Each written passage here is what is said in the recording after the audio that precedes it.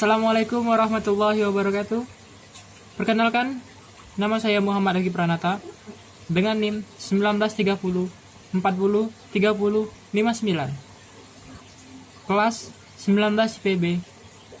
Mata kuliah Ibadah Kemasyarakatan. Dosen pengampu Ibu Betty.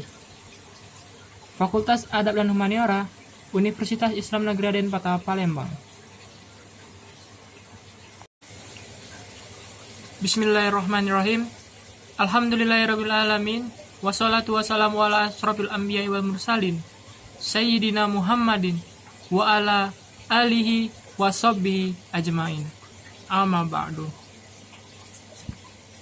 Pertama-tama, marilah kita panjatkan pujian syukur kehadiran Allah Subhanahu wa Ta'ala, karena telah memberikan curahan nikmatnya hingga pada hari ini kita dapat berkumpul di tempat ini dalam keadaan sehat walafiat. Selawat beriring salam tak lupa kita sampaikan dan kita kirimkan pada junjungan kita Nabi Muhammad Sallallahu Alaihi Wasallam yang telah mengantarkan umat manusia dari peradaban jahiliyah ke peradaban yang modern seperti saat ini, yang penuh dengan kemajuan ilmu pengetahuan dan teknologi. Semoga kita semua dapat termaksud hamba-hambanya yang taat, yang berhak mendapatkan syafaatnya di akhir zaman kelak. Amin. Amin ya robbal alamin. Pada kesempatan yang berbahagia ini, saya akan sedikit menyampaikan, sedikit berceramah mengenai keutamaan sholat.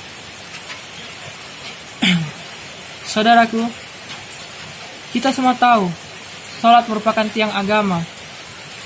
Maka kita sebagai umat muslim yang beriman, agaknya selalu didirikanlah sholat yang khusyuk dan benar. Karena dengan kita khusyuk saat menjalankan ibadah sholat, berarti kita telah menjalankan satu tiang kehidupan. Sholat merupakan tiang agama. Hal tersebut dapat dianalogiskan dengan sebuah tiang bangunan yang roboh. Maka seluruh bangunan tersebut akan hancur dan rusak. Begitu juga dengan kehidupan kita. Baik buruknya sholat kita merupakan cerminan perilaku kehidupan yang kita jalani. Merujuk pada sebuah hadis sahih dan An-Nafilah fi al-hadis Ad-Dhaifah kalian Syekh Abu Ishaq al-Huwaini diriwayatkan bahwa Nabi Muhammad SAW bersabda, "Salat adalah tiang agama. Barang siapa yang menegakkannya, maka ia telah menegakkan agamanya, dan barang siapa yang merobohkannya, berarti ia telah merobohkan agamanya sendiri." Menyikapi sabda Nabi tersebut, pentingnya seorang umat muslim untuk menegakkan sholat, sehingga kepada orang tua diwajibkan untuk memerintahkan anaknya untuk melaksanakan sholat ketika sudah berusia akil balik. Seperti hadis tersebut di bawah yang saya sebutkan ini. Perintahkanlah anak-anak kalian ketika mereka berumur 7 tahun, dan pukullah mereka jika mereka tidak mau sholat saat ketika mereka sudah berumur 10 tahun, serta pisahkanlah tempat tidur di antara mereka. Hadis riwayat Abu Daud. Dari hadis di atas, kita dapat mengambil pelajaran bahwa orang tua diperintahkan untuk menyuruh anaknya mengerjakan sholat pada usia 7 tahun. Jika sang anak sudah berusia 10 tahun tetapi masih tidak melaksanakan sholat, orang tua disarankan boleh untuk memukul anaknya. Namun harus diingat bahwa memukul anak dalam hal ini adalah memukul sebagai sarana untuk memberi pendidikan, bukan memukul untuk menyakiti mereka. Oleh karena itu, Islam membuat panduan dan peraturan ketika orang tua harus memukul anaknya. Banyak orang yang berpendapat bahwa jika ingin melihat bagaimana seorang, maka cukup lihat cara sholat orang tersebut. Kalau sholatnya baik, insya Allah semua amalan yang dilakukan orang tersebut baik adanya.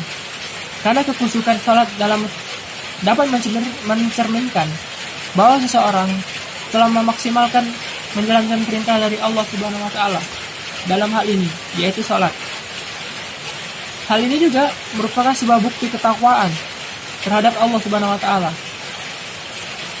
Lain halnya saudaraku, jika kita selalu seenaknya dalam tidak khusyuk saat mengerjakan sholat, baik dalam soal waktu maupun bacaan sholat yang dilantunkan, maka sudah dapat dipastikan amalan yang lainnya yang dilakukan oleh orang tersebut tidaklah jauh berbeda.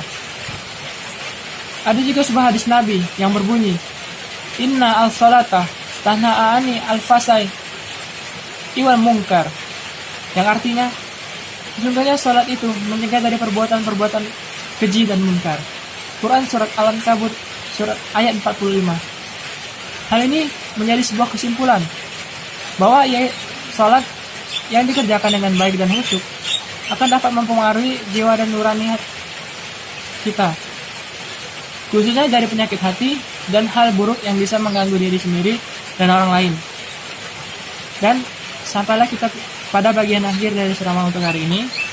Semoga apa yang saya sampaikan dapat bermanfaat bagi yang mendengar. Kepada Allah saya mohon ampun. Apabila ada salah kata saya mohon maaf. Akhirul kalam. Subhanaka Allahumma wa bihamdika asyhadu an la ilaha illa anta astaghfiruka wa atubu ilaik. Walahul muwaffiq wa aqwamut thariq. Wassalamualaikum warahmatullahi wabarakatuh.